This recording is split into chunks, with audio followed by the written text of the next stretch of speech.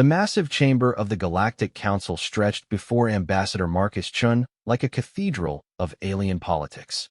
Crystalline walls rose 300 meters high, their surfaces carved with the histories of 1,000 species. The air itself hummed with translation fields, carrying the voices of beings who had never breathed the same atmosphere. Marcus stood in the center of the speaking circle, his simple black diplomatic suit making him appear almost insignificant among the towering delegates surrounding him.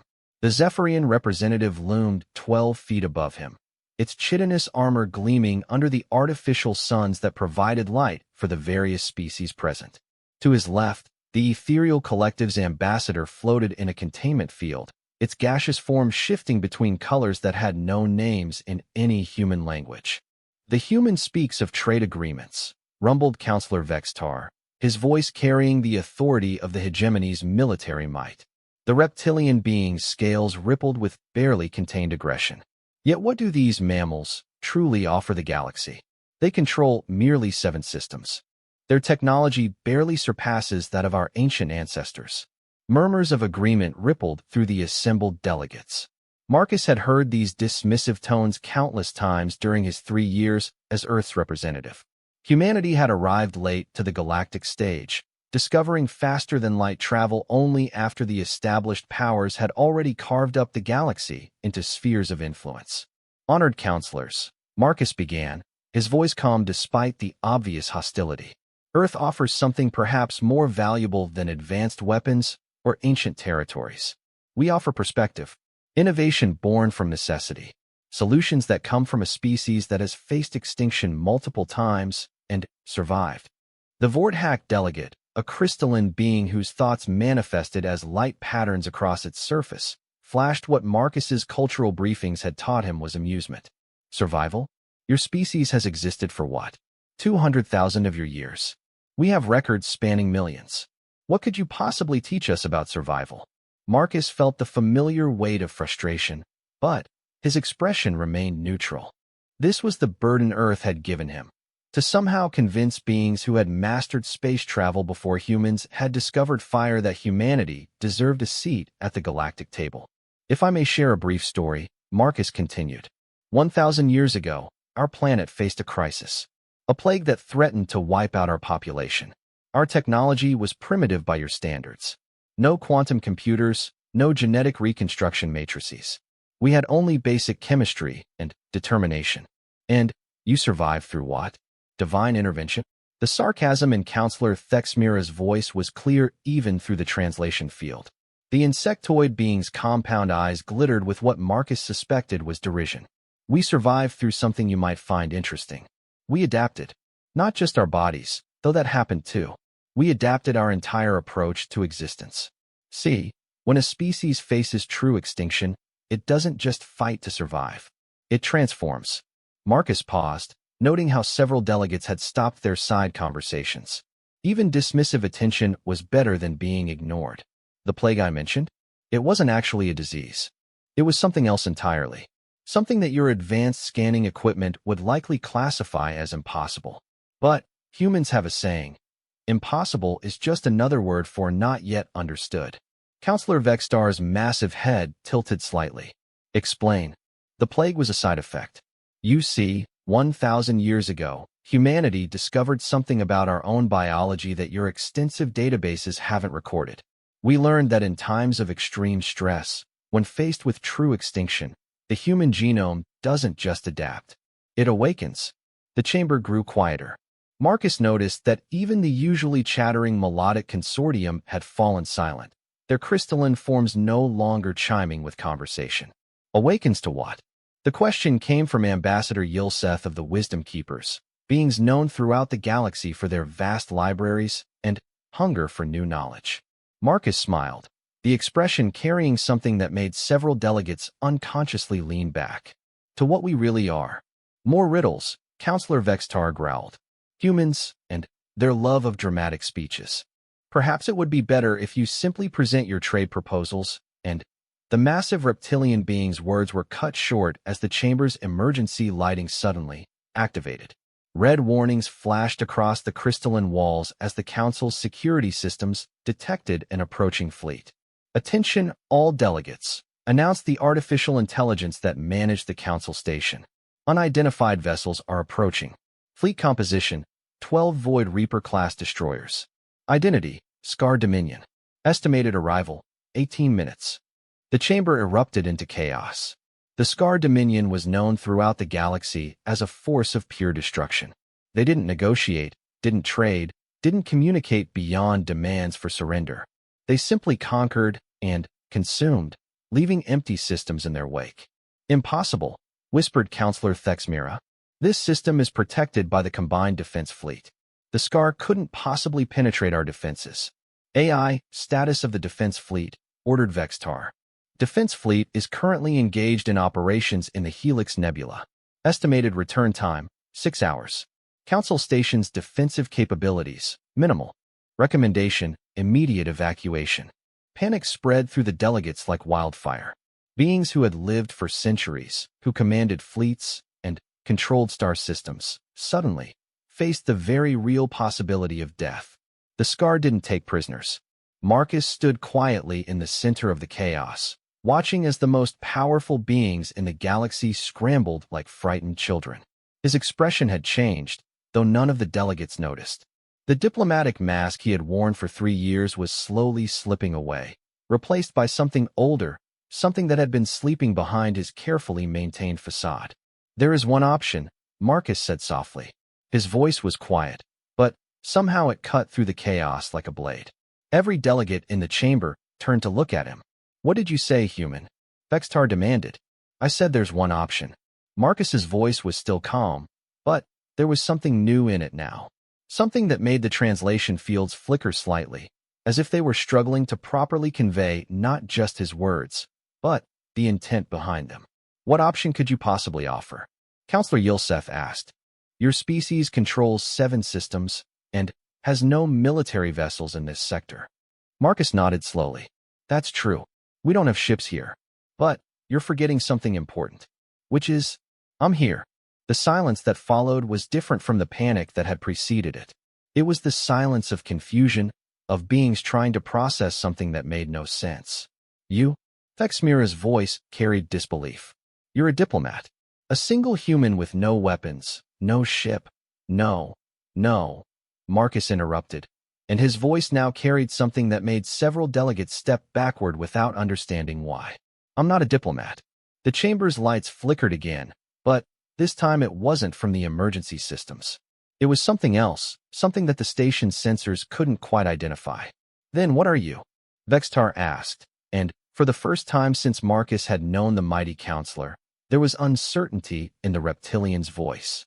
Marcus smiled again, and this time several delegates actually moved away from him. The expression was still friendly, still diplomatic, but underneath it was something vast and patient and utterly alien to everything they thought they knew about humans.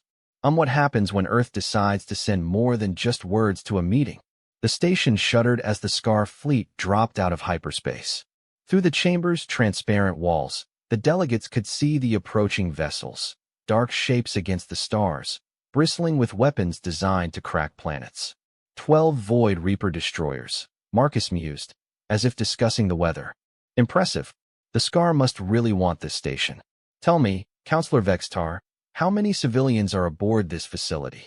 47,000, Vextar replied automatically, his mind still struggling to process the change in the human's demeanor. "And how many of those are combatants?" "Perhaps 300. Security personnel only. This is a diplomatic station." Marcus nodded thoughtfully. "So when those ships arrive, 46,700 innocent beings will die. Unless, of course, the Scar decide to take slaves. But they don't usually bother with that, do they?" "No," whispered Yilseth. "They don't. That's what I thought." Marcus began walking toward the chamber's main viewport, his steps echoing in the unnaturally quiet space. "You know, for 3 years I've sat in this chamber listening to speeches about galactic civilization, about how the Council represents order and justice, about how the strong protect the weak." He stopped at the viewport, looking out at the approaching fleet. The Scar ships were closer now, close enough that their weapon systems were clearly visible. But when actual strong predators arrive, what happens? The combined defense fleet is conveniently elsewhere. The Council's response is to run, to abandon 47,000 people to save themselves. We can't fight 12 destroyers with a diplomatic station. Thexmira protested. No, Marcus agreed. You can't. He placed his hand on the viewport's surface, and several delegates swore later that they saw something ripple through the crystalline material at his touch. But I can. The station's AI chose that moment to deliver another announcement. Incoming communication from Scar Fleet. Patching through to main chamber. The air in front of the delegates shimmered, and a three-dimensional image appeared. The creature that materialized was Nightmare given form. 15 feet of chitinous armor, multiple arms ending in razor-sharp claws, and a head that belonged in humanity's darkest myths.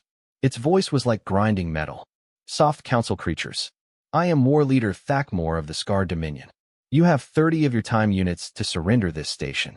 Those who comply will be granted swift death. Those who resist will provide entertainment for my warriors.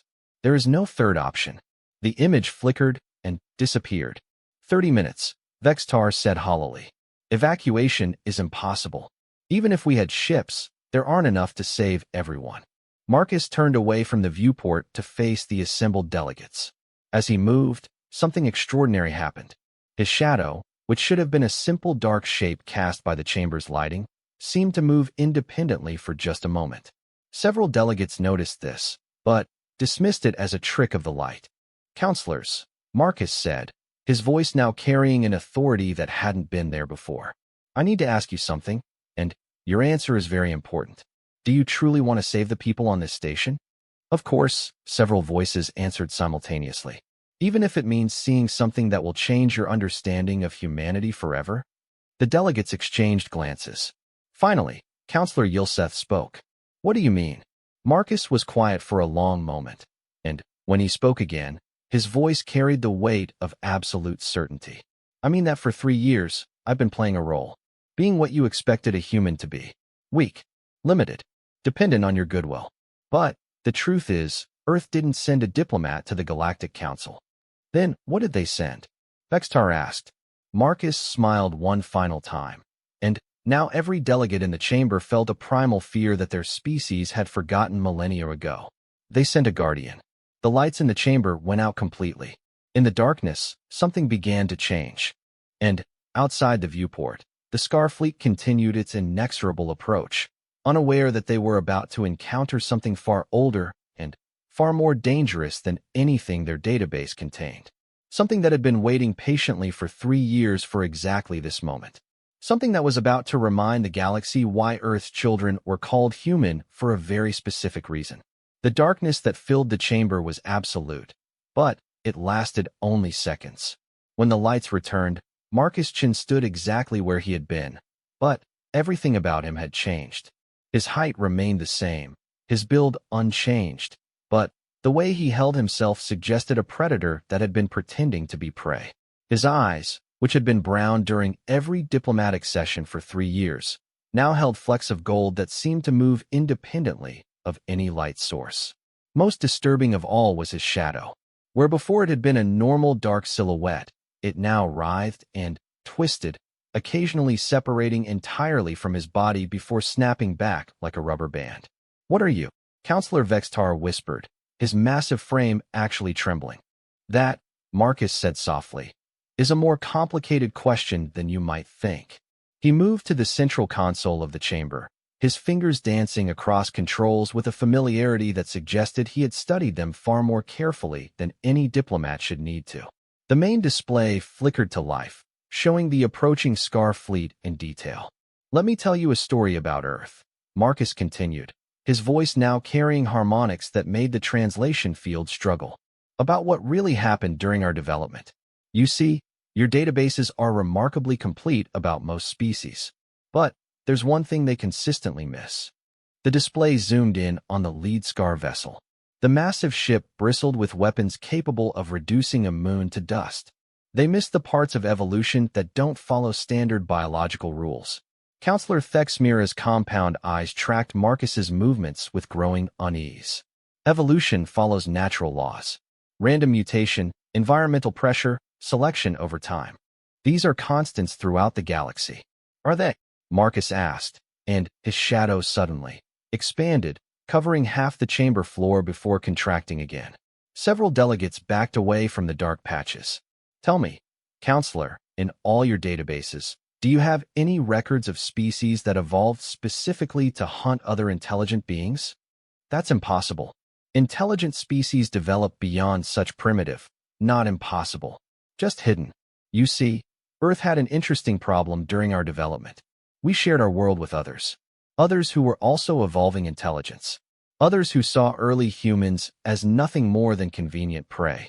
The display now showed detailed scans of the SCAR weapons systems. Marcus studied them with the focused attention of someone who understood exactly what he was looking at. The beings you would have called the others were remarkable. They could manipulate matter at a quantum level. They could phase between dimensions. They could take any form they chose. By your standards, they were the perfect apex predators. What happened to them? Yulseth asked, her voice barely above a whisper. Marcus's smile was gentle, almost sad. We did. The chamber fell silent except for the soft humming of the life support systems. Outside, the SCAR fleet was now close enough that individual weapon ports were visible on their hull. You see, when a species faces extinction at the hands of perfect predators, evolution doesn't just select for intelligence or tool use or cooperation. It selects for something else entirely, which is the ability to become something even more perfect. Marcus turned back to the viewport, and as he moved, his reflection in the crystalline surface showed something that made several delegates cry out in alarm. For just a moment, his reflection showed not a human, but something vast and dark and filled with more teeth than should fit in any mouth. The war lasted 10,000 years. The others had every advantage. They were stronger, faster, more intelligent in some ways. They could become anything, go anywhere, do things that seemed like magic even to humans who had learned to split atoms. But humans won, Vextar stated, and there was new respect in his voice mixed with growing fear. Humans adapted. See, the others made one crucial mistake. They assumed that evolution was finished with us, that we were locked into our form, our limitations. They didn't understand that humans are not a destination. We're a process. The station shuddered as the SCAR fleet moved into attack formation. Warning lights flashed across every surface. Incoming message from War Leader Thakmore, the station AI announced. Put him through, Marcus said calmly. The holographic image of the SCAR commander appeared again, even more imposing at close range. His multiple eyes fixed on Marcus with obvious disdain. Soft creature, you stand before the might of the SCAR Dominion. Where are your weapons? Where are your defenses? I see only fear and weakness. Marcus studied the alien warrior for a long moment. Tell me, War Leader, in all your conquests, have you ever encountered a species that chose to hide its true nature? True nature. Thakmore's laugh was like grinding stone. I see your true nature, meat. You are prey. Nothing more. Interesting perspective, Marcus mused. But, tell me, what does your tactical analysis say about this station's defensive capabilities? Minimal. Perhaps 10 defensive turrets. No shields worth mentioning. No escort vessels. A target fit only for training my youngest warriors. And, yet, Marcus continued conversationally. Here I stand, completely calm, while 47,000 beings depend on me for protection. Don't you find that curious? For the first time, Thakmore hesitated. His multiple eyes studied Marcus more carefully. You bluff. Humans are weak. Our databases confirm this. 7 small systems. Primitive technology. No military vessels in this sector. Your databases, Marcus said softly, are about to be updated. He raised one hand, and the delegates watching felt reality shift slightly, as if the universe itself had tilted just a degree off its axis. War Leader Thakmore, I'm going to give you one chance. Turn your fleet around. Leave this system. Never return. The SCAR commander's roar of laughter echoed through the chamber. You? A single soft creature? You threaten the SCAR Dominion. I'm not threatening you, Marcus replied, and his voice carried a kindness that was somehow more terrifying than any threat could have been. I'm offering you the opportunity to live. Thakmore's expression shifted to pure rage. You dare? Attack formation.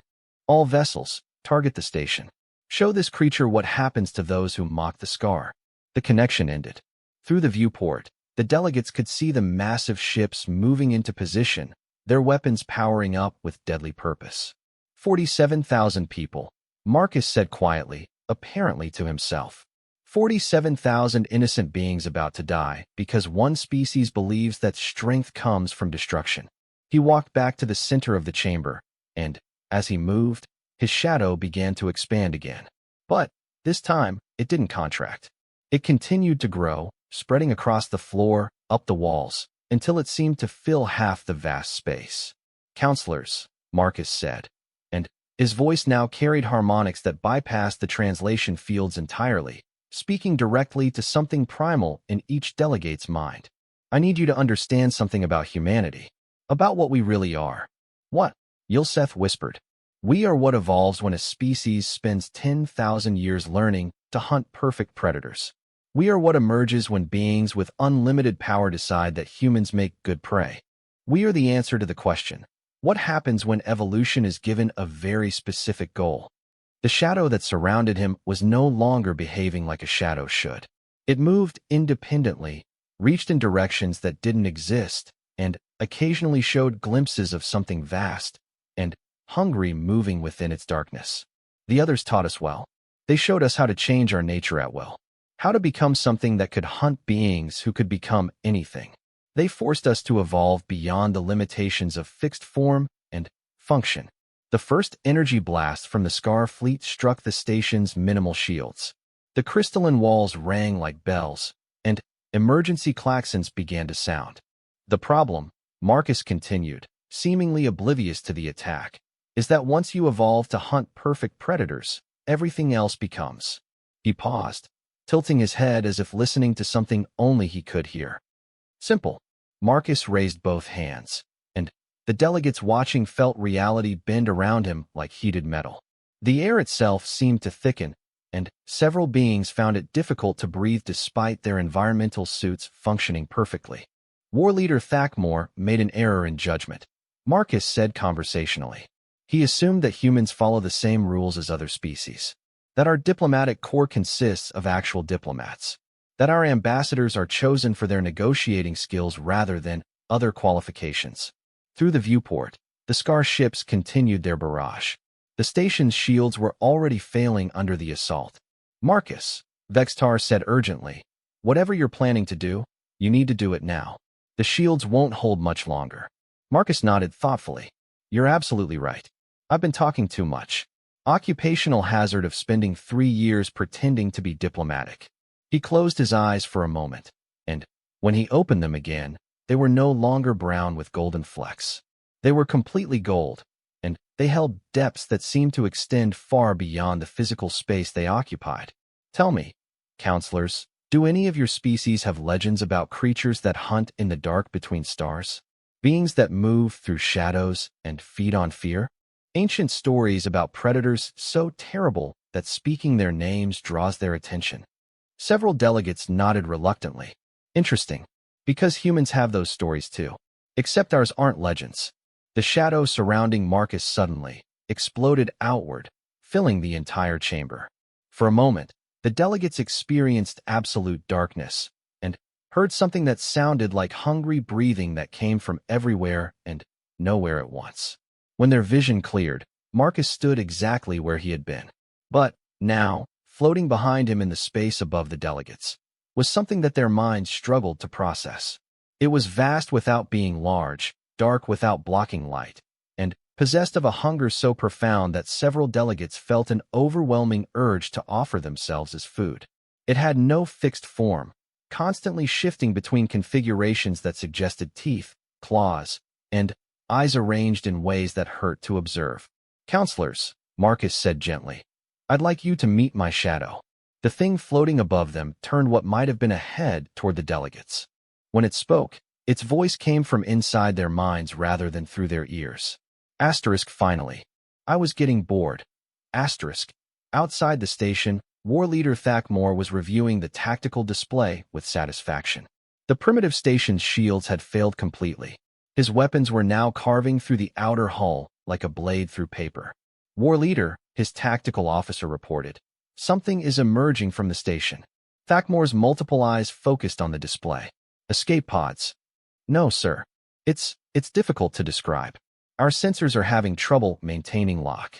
On the screen, something dark was flowing out of the damaged sections of the station. It moved like liquid shadow, but it had purpose and direction that suggested intelligence. Size estimate. Thakmore demanded. Unknown, sir. It appears to be expanding. Current estimates range from 50 meters to, sir, our computers are giving error readings. The darkness was indeed expanding, spreading through space around the station like ink through water. But, unlike any natural phenomenon, it moved against the void with predatory intent. All vessels, increase firing rate. Destroy whatever that is before. Thakmore's words were cut off as something touched his ship's hull. Not physically, his sensors would have detected that. But something had made contact nonetheless, and every Scar warrior on the bridge felt a chill that had nothing to do with temperature. Sir, the tactical officer whispered, it's trying to communicate. With what? Radio? Quantum entanglement? No, sir. It's speaking directly into our minds. Before Thakmore could respond, a voice filled his consciousness. It was calm, patient, and carried undertones of vast amusement. Hello, War Leader. My name is Marcus Chun. I believe we need to talk. War Leader Thakmore had conquered 47 systems in his lifetime. He had faced beings of crystalline perfection who could manipulate matter with thought alone. He had defeated energy creatures that existed as pure consciousness. He had broken the will of machine intelligences that calculated victory with mathematical precision. None of that had prepared him for the voice that now spoke inside his mind. You seem confused, War Leader. That's understandable. Your species has never encountered anything quite like humanity before. Weapons. Thakmore roared to his crew. All batteries, focus fire on the source of that transmission. The Scar fleet's combined firepower was enough to crack a small moon. Energy beams that could melt through neutronium armor converged on the point where the darkness seemed densest. The resulting explosion lit up the void like a newborn star. When the light faded, the darkness was unchanged. If anything, it seemed to have grown larger. Interesting. The voice continued with academic curiosity. Your weapons operate on principles of concentrated energy release. Quite effective against matter-based targets. Unfortunately, you're not fighting matter. On the council station, the delegates watched in stunned silence as the battle unfolded outside their viewport. The thing that Marcus had called his shadow filled the chamber above them, its form constantly shifting between configurations that suggested predator and prey simultaneously. What is that creature? Yulseth whispered. Creature? The shadow's voice reverberated through their minds with what sounded like amusement. I am no creature. I am something far more interesting. Marcus remained calm in the center of the chaos, his attention split between the space battle outside and the terrified delegates around him. It's difficult to explain in terms your languages can handle. Your species evolved in universes where energy and matter follow predictable rules, where consciousness is an emergent property of complex arrangements of atoms. And humans didn't? Vextar asked, his massive frame pressed against the far wall of the chamber. Humans evolved in a universe where the rules were flexible, where consciousness could reach outside its original container and touch things that shouldn't be touchable, where the line between thought and reality was more of a suggestion than a law. Outside, the Scar fleet had formed a defensive sphere, their weapons tracking the movements of something their sensors couldn't properly register. War Leader Thakmore's ship shuddered as something passed through its hull without damaging it, leaving only a sensation of vast hunger in its wake. Tell me, War Leader, Marcus's voice continued inside Thakmore's mind. What do your tactical protocols suggest when facing an enemy that doesn't follow the standard rules of engagement? Retreat, Thakmore admitted reluctantly. Regroup. Study the enemy's capabilities. Return with appropriate countermeasures. Excellent tactical thinking. Unfortunately, you've made one critical error, which is, you've assumed that this is a standard engagement, that humanity operates under the same constraints as other species, that what you're fighting is something that can be defeated through superior firepower or tactical brilliance. Asterisk the Scar War leader's multiple eyes tracked the movement of the darkness as it flowed around his ships like a living thing. What are we fighting then? Evolution. Asterisk inside the council chamber, Marcus turned to address the delegates directly. The golden depths of his eyes seemed to contain moving galaxies. The others who hunted early humans were remarkable beings. They could exist in multiple dimensions simultaneously. They could manipulate probability itself. They treated the laws of physics as guidelines rather than absolutes. From humanity's perspective, they were essentially gods. But humanity defeated them, Thexmira said, her voice barely audible. Humanity became them. And then became something more. Marcus gestured toward the viewport where the battle continued. The Scar ships were now firing wildly into space, their weapons seeking targets that existed in the spaces between atoms. The war with the others lasted 10,000 years because it wasn't a conventional conflict. It was a contest of evolution. Every time humanity adapted to counter their abilities, they developed new ones. Every time humans found a way to hurt them, they found ways to become unhurtable. Asterisk it was glorious. Asterisk, the shadow above them added with fondness. Asterisk, such creativity. Such determination. They forced USTO become magnificent. Asterisk, the final battle happened inside the quantum foam that underlies reality itself. Marcus continued. Humans had learned to exist as pure consciousness, to manipulate matter and energy and space-time as the others did. The war had moved beyond physical form, beyond single timelines, beyond anything that could be called normal. War leader Thakmor was discovering exactly what Marcus meant. His ship's sensors were reporting impossible readings. Energy signatures that existed in negative space. Matter that registered as being present in 17 different dimensions simultaneously. Gravitational fields that curved inward on themselves in ways that violated basic mathematics. Your vessels are remarkably well designed. Asterisk Marcus's voice observed. Asterisk the ablative armor should provide excellent protection against plasma-based weapons. The quantum shielding is particularly impressive. It might even work against conventional energy manipulation. Asterisk, it's working perfectly, Thakmor snarled. Your attacks aren't penetrating our defenses. My attacks? War leader, I haven't attacked you yet. Asterisk the statement hung in Thakmor's mind like a death sentence. Then what? I'm studying you. Learning how your technology works. Understanding your tactical thinking. Observing your species' approach to warfare. You see, the others made the mistake of trying to defeat humanity through raw power. I prefer to understand my opponents completely before I act. Asterisk through his ship's sensors. Thakmor could see the darkness flowing around his fleet with what now seemed like scientific curiosity rather than predatory intent. It touched each vessel briefly, somehow examining them without triggering any defense systems. Fascinating. Your weapons operate on principles of focused particle acceleration. Your defenses rely on distributed energy absorption. Your tactical doctrine emphasizes overwhelming firepower applied to specific target points. Very efficient for conventional warfare. Asterisk. And for unconventional warfare. Completely useless. Asterisk inside the council chamber. Counselor Yilseth had overcome her fear enough to approach Marcus directly. You spoke of becoming something more than the others. What did you mean? Marcus's expression softened slightly. The others were perfect predators within their own framework. They could do anything that was theoretically possible according to the laws of their reality. But they were still bound by the concept of possible. And humans aren't. Humans learned something during that 10,000-year war. We learned that the difference between possible and impossible is just a matter of perspective. Change the perspective, change the rules. He gestured toward his shadow, which was now extending tendrils of darkness toward each delegate.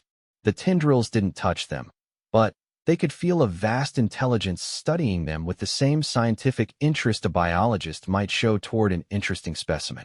Asterisk they learned to ask better questions. Asterisk, the shadow explained. Asterisk not. How can we defeat beings who can do anything? But what becomes possible if we stop accepting limitations? Asterisk, the answer, Marcus continued, was that limitations are usually just habits of thinking. The others thought in terms of manipulating existing reality. Humans learned to think in terms of creating new realities where the rules favored us instead. Outside, war leader Thakmor was beginning to understand just how thoroughly he had misunderstood the situation. His ship's instruments were detecting energy patterns that suggested the space around them was being edited, not destroyed or transformed, but actually rewritten at a fundamental level. Your fleet operates under the assumption that space and time are fixed constants, Marcus's voice explained. That energy and matter behave according to predictable laws. That cause must precede effect. These are excellent assumptions for most purposes. But not for this one. Not when you're fighting a species that spent 10,000 years learning to rewrite the fundamental assumptions underlying reality itself. The darkness surrounding the Scar fleet suddenly pulsed with patterns of light that hurt to observe directly. Where the light touched empty space, something changed. The void itself seemed to become more aware. War leader, I want you to observe something. Your tactical displays show my shadow as a single entity of indeterminate size. Is that correct? Thakmor checked his instruments. Yes. Now watch carefully. The darkness that had been flowing around the fleet like a single vast creature suddenly divided. Not split or separated, but multiplied in a way that violated conservation of mass and energy. Where there had been one shadow, there were now dozens. Then hundreds. Then thousands. Each shadow was identical to the original, possessed of the same vast intelligence and hungry awareness. They filled the space around the Scar fleet like a school of predatory fish, each one individually capable of actions that defied physics. This is what the others never understood, Marcus explained. They thought in terms of individual consciousness expanding its capabilities. Humans thought in terms of consciousness that could exist as many or as few individuals as the situation required. Impossible, Thakmor whispered. That word again. War leader, let me explain something about human history. Every major advancement in our species was preceded by someone declaring the desired outcome impossible. Powered flight was impossible until we flew. Faster-than-light travel was impossible until we built starships. Defeating beings who could manipulate reality was impossible until we became beings who could create reality. In the council chamber, the delegates were witnessing something that would require them to completely revise their understanding of consciousness, physics, and the nature of existence itself. Marcus stood calmly in the center of the chaos, but he was no longer alone.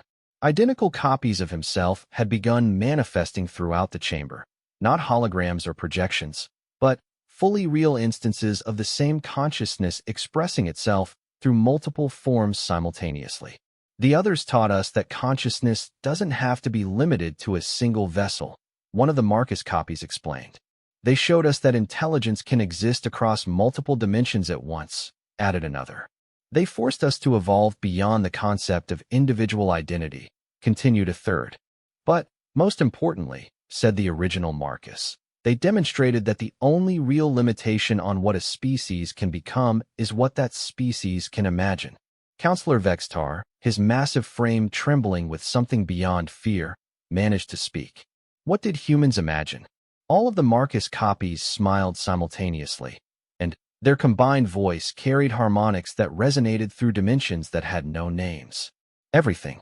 Outside the station, War Leader Thakmor made a decision that would either save his fleet or ensure its complete destruction. He opened a communication channel to all his vessels. All ships, ceasefire. Navigation, plot a course out of this system.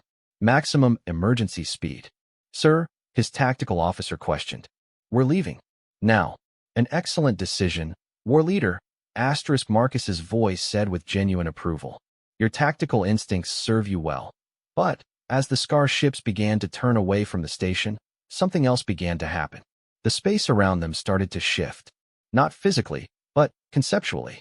The distance between their current position and the edge of the system began to increase, not through movement, but through an expansion of the space itself. Unfortunately, Marcus continued, I can't allow you to leave just yet. You see, you've learned something about humanity that the galaxy isn't quite ready to know. At least, not yet. What are you going to do to us? Thakmor asked, though part of him already knew he didn't want to hear the answer. That depends entirely on what you choose to do next. War leader Thakmor found himself in a situation that no Scar tactical manual had prepared him for.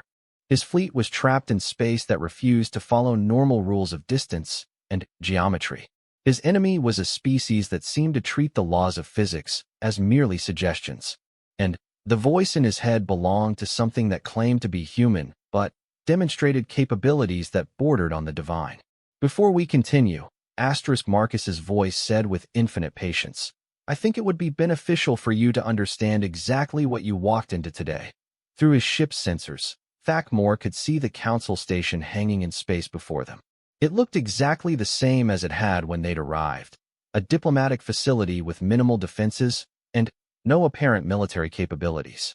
That station represents something unique in galactic history, Marcus continued. For the first time, every major species in this galaxy has agreed to gather in one place to discuss mutual cooperation instead of conquest. 47,000 beings from hundreds of worlds, all trying to build something better than the cycle of war and domination that has defined galactic politics for millennia. Weakness, Thakmor growled. Cooperation is what prey animals do when they lack the strength to survive alone. Interesting perspective. Tell me, war leader, how many species has the Scar Dominion completely exterminated? The question caught Thakmor off guard. What does that matter? Humor me. 37. Thakmor answered reluctantly. 37 species that refuse to submit to Dominion rule. 37 entire species. Billions upon billions of individuals. Unique cultures, philosophies, approaches to existence. All erased because they wouldn't kneel to Scar supremacy. The darkness around Thakmor's fleet pulsed with something that might have been emotion. When it spoke again, its voice carried undertones of profound sadness. The others did the same thing. They encountered early humanity and saw only another species to be dominated or destroyed. They had technology that seemed like magic. They had power beyond imagination. They had conquered countless civilizations across multiple dimensions. And humans destroyed them. Thakmor said. You prove that even gods can die. No, Marcus corrected gently. We proved that gods can evolve. In the council chamber, the delegates watched as the multiple versions of Marcus began to merge back into a single form. But the merging wasn't simple. Each copy brought with it knowledge and experience from slightly different timelines, creating a composite being that had lived through thousands of variations of this same moment. The war with the others ended in a way that your databases haven't recorded, Marcus explained to the assembled delegates. The final battle wasn't won through violence or superior tactics. It was won through understanding. Understanding of what? Yulseth asked. Of why they hunted in the first place. Marcus moved to the chamber's central display, which now showed not just the Scar fleet, but something else. Energy patterns that suggested vast intelligences moving through dimensions that existed parallel to normal space. The others weren't evil. They weren't driven by cruelty or malice.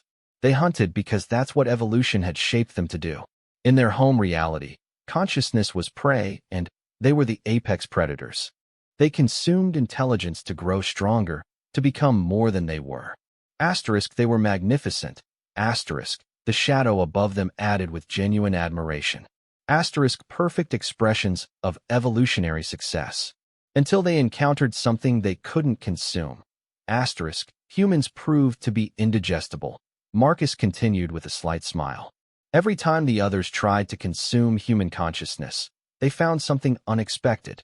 Not just intelligence, but adaptability. Not just awareness, but creativity. Not just consciousness, but the ability to become conscious of consciousness itself. Counselor Vextar had been following the explanation with growing unease. What happened to them? They evolved beyond the need to hunt. You see, the others consumed intelligence because they thought it was finite. They believed that consciousness was a limited resource that had to be taken from others to be increased. Humans taught them something remarkable, which was that consciousness isn't zero-sum. It can be shared, expanded, created from nothing. The others didn't need to hunt intelligence. They needed to learn how to generate it. The display showed the energy patterns moving closer to the station, but they no longer seemed predatory. Instead, they moved with the curiosity of scientists approaching a fascinating experiment. The war ended when the others realized they could become more by working with consciousness than by consuming it. They joined with humanity not as conquerors or conquered, but as partners in evolution. Marcus gestured toward his shadow, which had been quietly observing the delegates throughout the explanation. Asterisk, we learn to become more than the sum of our parts. Asterisk, the shadow explained. Asterisk, humanity provided creativity and adaptability. We provided knowledge of how consciousness can exist beyond matter. Together, we became something unprecedented. Asterisk, a symbiotic species, Thexmira breathed. Humans and others working together. Not working together, Marcus corrected. Being together. The distinction is important. We didn't form an alliance. We formed a new type of existence entirely. Humans who could exist across multiple dimensions. Others who could experience creativity and growth. A hybrid species that combined the best aspects of both. Outside the station, war leader Thakmor was beginning to understand the true scope of his situation. The beings he had attacked weren't just another species with unusual technology. They were representatives of something that had already survived and integrated the most dangerous predators their universe had ever produced. War leader, Asterisk, Marcus's voice continued. Asterisk, I want you to consider something. The Scar Dominion has conquered 47 systems by proving that you're the strongest predators in this galaxy. But what happens when you encounter something that's already evolved beyond predation itself? Asterisk, what do you mean? I mean that humanity no longer needs to hunt or conquer to become stronger. We learned from the others that consciousness expands best through cooperation, not domination. Every species we encounter makes us more than we were before, not by being absorbed, but by choosing to share in the growth. Asterisk, the space around Thakmor's fleet began to change again, but this time the change was peaceful. The twisted geometry that had trapped them started to resolve into normal space, but overlaid with patterns that suggested infinite possibility. The 47,000 beings on that station represent something the galaxy has never attempted before, Asterisk, Marcus explained. Asterisk, a voluntary gathering of species who want to grow together instead of growing by consuming each other. And you just attacked them. Asterisk, Thakmor felt something he had never experienced before in his career as a warrior, genuine remorse. Not for tactical failure, but for moral blindness. What happens now? He asked quietly. That depends entirely on what you choose to do with the knowledge you've gained here. Asterisk, in the council chamber, Marcus turned to address the delegates directly. The golden depths of his eyes seemed calmer now, less alien and more hopeful. Counselors, what you've witnessed today is something Earth hoped we wouldn't have to reveal for another century or two. Humanity's true nature is complex. We represent the end result of evolutionary pressure that no other known species has experienced. Are we in danger from you? Vextar asked bluntly. Marcus considered the question seriously. That depends on what you mean by danger. If you mean, will humans conquer and dominate the galaxy? The answer is no. We learned from the others that domination is a dead-end strategy. It creates nothing new. And if we mean something else? If you mean, will humanity's presence change everything about how galactic civilization develops? Then, yes. Absolutely. We can't help it. Growth and change are what we've become optimized for. Marcus walked back to the viewport, where the Scar fleet hung motionless in space that sparkled with possibilities. War leader Thakmor is facing a choice right now. He can choose to see what happened here as a defeat to be avenged, or he can choose to see it as an opportunity to become something more than a predator. What if he chooses revenge? Yulseth asked. Asterisk, then, he will discover why even gods evolved beyond hunting us. Asterisk, the shadow said with quiet certainty. But if he chooses growth? Thexmira prompted. Marcus smiled, and, for the first time since the crisis began, the expression was completely human.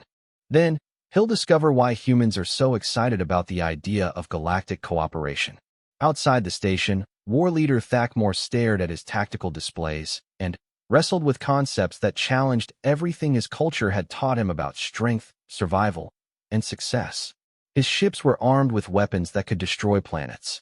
His warriors were trained to show no mercy to enemies or weakness to prey. His entire civilization was built on the principle that might made right, and the strong should dominate the weak. But the beings he had attacked weren't weak. They were something beyond strength and weakness entirely. And they had offered him something no enemy had ever offered before, the chance to evolve beyond what he was.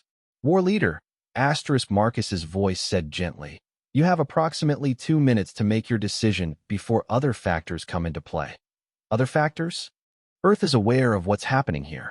They've been monitoring this situation since the moment your fleet entered the system. If they determine that the galactic community isn't ready for peaceful contact with humanity, they'll implement containment protocols. Meaning this entire sector of space will be temporarily edited to ensure that no record of today's events can spread beyond it. Your fleet, this station, everyone involved. All of it will be moved to a pocket dimension where the implications can be carefully managed. Thakmor felt a chill that had nothing to do with the cold of space. For how long? Until the galaxy evolves to the point where it can handle the truth about what humanity has become. Could be decades. Could be millennia. Time moves differently in pocket dimensions. The war leader looked around his bridge at his crew, warriors who had followed him across half the galaxy in pursuit of conquest and glory. They trusted him to make decisions that would keep them alive and successful. Now he had to make a decision that would determine whether they remained part of normal reality at all. However, Marcus continued, there is an alternative, which is, you could choose to become part of the solution instead of part of the problem. Thakmor closed his eyes and made the most difficult decision of his life. Open a channel to all vessels, he ordered. Yes, war leader. All ships, stand down. Weapons to minimum power. Navigation, plot a course for the edge of the system, but slowly. We're not fleeing. He took a deep breath and activated his personal communicator.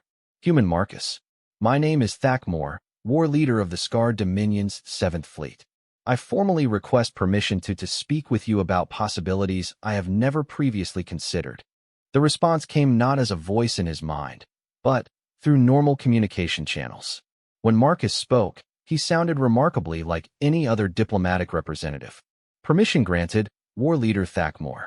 And thank you. You've just made a choice that may change the course of galactic history. In the council chamber, the delegates watched as the crisis that had threatened to destroy everything they'd worked to build transformed into something unprecedented. The first voluntary surrender by a Scar Dominion fleet in recorded history. And, in the darkness above them, something that had once been humanity's greatest enemy purred with satisfaction. This is why we chose to evolve together. Not just because it made us stronger, but because it made growth possible for everyone. Marcus nodded, his attention already turning to the complex diplomatic challenges that lay ahead. Counselors, I think we're about to discover whether the galaxy is ready for a very different kind of conversation about cooperation.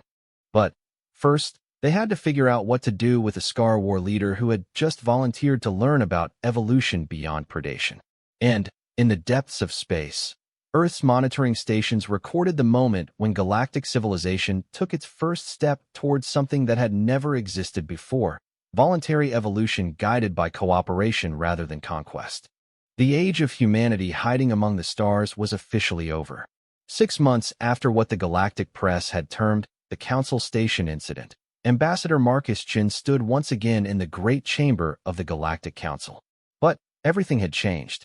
The chamber itself had been expanded, its crystalline walls now reaching even higher into space. New sections accommodated delegates from species that had previously been considered too dangerous for diplomatic contact. The air hummed with translation fields operating in frequencies that hadn't existed before the incident, carrying conversations in languages that defied conventional understanding of communication.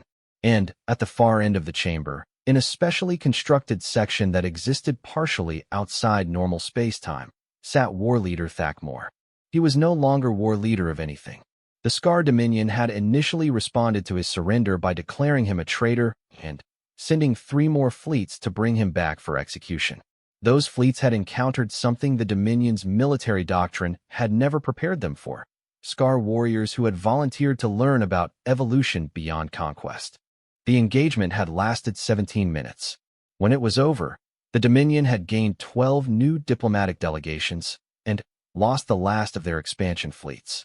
The motion before the council today, announced Councillor Vextar, his massive form now sporting ceremonial armor that incorporated design elements from a dozen different species, concerns the formal recognition of the human other symbiotic collective as a full member of the Galactic Council. Marcus listened to the debate with half his attention. The other half was focused on monitoring the complex negotiations happening simultaneously in 17 different dimensional phases. The ability to exist across multiple levels of reality had its advantages, but it also meant that even simple diplomatic sessions became exercises in multidimensional awareness. The humans claimed to represent something new, argued Councillor Gentar of the Rigid Orthodoxy Coalition. But how can we trust beings who have hidden their true nature from us for 3 years? How do we know this isn't simply another form of conquest by deception? The question was reasonable, and Marcus had been expecting it. He stood to respond, his shadow rippling slightly in patterns that the delegates had learned to interpret as thoughtfulness. Councillor Gentar raises an important point about trust, Marcus began. And she's absolutely right to be concerned. Any species capable of what we demonstrated 6 months ago could certainly conquer the galaxy through deception if that was our goal. Then why didn't you? The question came from Thakmore, his voice carrying harmonics that suggested he was simultaneously speaking in several dimensions. Marcus smiled, an expression that had become considerably less unsettling to the delegates over the past months. Because conquest is evolution's dead end. When you become strong enough to take whatever you want, you stop growing. You stop learning. You stop becoming more than you were. Stagnation, added the shadow that floated above the chamber, its form now less alien and more collaborative. The others discovered this truth before humanity did. Perfect predators become perfectly static. Councillor Yilseth, who had become something of a student of human philosophy over the past months, leaned forward in her speaking position. But surely there must be some limit to this collaborative evolution. Some point where further growth becomes impossible. We haven't found one yet, Marcus replied. But then, again, we've only been working on this approach for about 11,000 years. We're still relatively new to the concept. The chamber fell quiet as the delegates processed this information. 11,000 years of continuous evolution. 11,000 years of becoming more than they had been before, without conquest or domination. What do you want from us? Vextar asked bluntly. Marcus gestured toward the viewport, where ships from dozens of species moved through space in formations that would have been impossible before the incident. Scar destroyers flying escort for crystalline collective research vessels. Human ships that seemed to exist in several dimensions simultaneously working alongside ethereal consciousness platforms that had no physical form whatsoever. We want to find out what becomes possible when every species in the galaxy chooses to grow together instead of growing by consuming each other. And if we refuse? Gentar asked. If we choose to maintain our current approach to galactic civilization? Marcus considered the question seriously. Then, you maintain your current approach, and we wish you well. Forced evolution isn't evolution at all. It's just conquest with different words. But voluntary evolution, the shadow added. Creates possibilities that cannot be imagined alone. To demonstrate this point, something extraordinary happened in the chamber. The various delegates, who had been participating in the session as individual species representatives, suddenly synchronized. Not physically, they remained in their assigned positions. But their thoughts, their awareness, their decision-making processes aligned in a way that created something larger than the sum of its parts. For just a moment, the entire council became a single, multifaceted consciousness capable of considering problems from the perspective of every species simultaneously.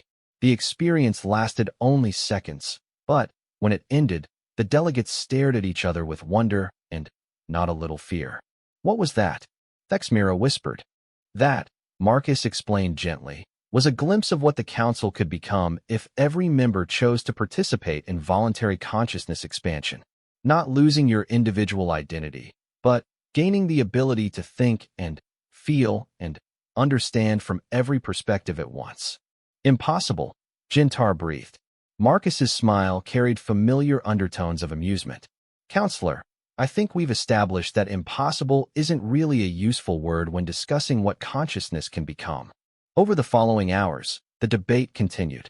Some delegates argued for immediate acceptance of humanity's proposal. Others insisted on more study, more safeguards, more guarantees that this new form of evolution wouldn't somehow consume their individual species' identities. But, as the discussion progressed, something interesting happened. The delegates began to change the way they interacted with each other. Instead of arguing from fixed positions, they started exploring ideas together. Instead of defending their species' interests against all others, they began looking for solutions that benefited everyone. It wasn't forced or artificial. It was simply what happened when beings who were genuinely interested in growth encountered the possibility of growing beyond their previous limitations.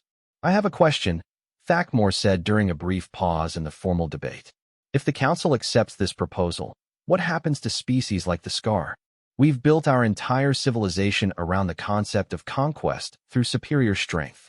How do we maintain our identity while embracing cooperative evolution? Marcus turned to face the former war leader, and his expression was genuinely warm. Thakmore, in the past 6 months, you've learned to exist partially outside normal space-time. You've developed the ability to communicate across dimensional boundaries. You've begun to understand concepts that your language didn't even have words for. Are you still Scar? Thakmore considered this carefully. His form had indeed changed over the months, still recognizably the same species, but enhanced in ways that made his previous limitations seem like distant memories. Yes, he said finally. But I'm also more than I was. Exactly. Evolution doesn't replace what you are. It builds on it. The Scar appreciation for strength becomes an appreciation for the strength that comes from unity. Your warrior culture becomes focused on fighting stagnation and limitation instead of other species. You remain Scar, but you become Scar who can do things that no Scar has ever dreamed of. Asterisk like all of us. Asterisk, the shadow added. Asterisk, we remain what we were, but we become capable of being what we never imagined possible. Asterisk, as the formal session drew to a close, Councillor Vextar called for the vote that everyone had been anticipating. The question before the Council is whether to accept the Human Other Symbiotic Collective as full members and to begin implementing protocols for voluntary consciousness expansion across all member species. All in favor. The response wasn't a simple show of hands or vocal acknowledgement. Instead, each delegate expressed their agreement through their species' traditional method of affirmation. The result was a symphony of lights, sounds, quantum fluctuations, and dimensional resonances that created something beautiful and chaotic and utterly alien. When the cacophony settled, the vote was unanimous. Motion carries, Vextar announced. The Galactic Council formally recognizes humanity's membership and approves the initiation of collaborative evolution protocols. Marcus nodded his appreciation to the assembled delegates. Thank you, counselors. I think you've just made a decision that will be remembered for the rest of galactic history.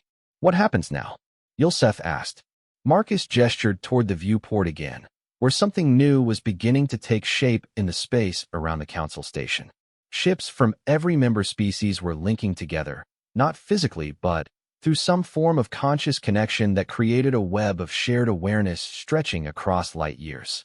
Now we find out what a civilization looks like when it chooses to evolve on purpose. Over the following weeks, the changes were remarkable. Species that had been locked in territorial disputes for centuries suddenly found solutions that benefited everyone involved. Technologies that had been considered impossible became routine as different approaches to physics were shared and integrated. Art and music and literature began emerging that could only be appreciated by consciousness that existed across multiple species simultaneously. But perhaps the most significant change was the simplest one.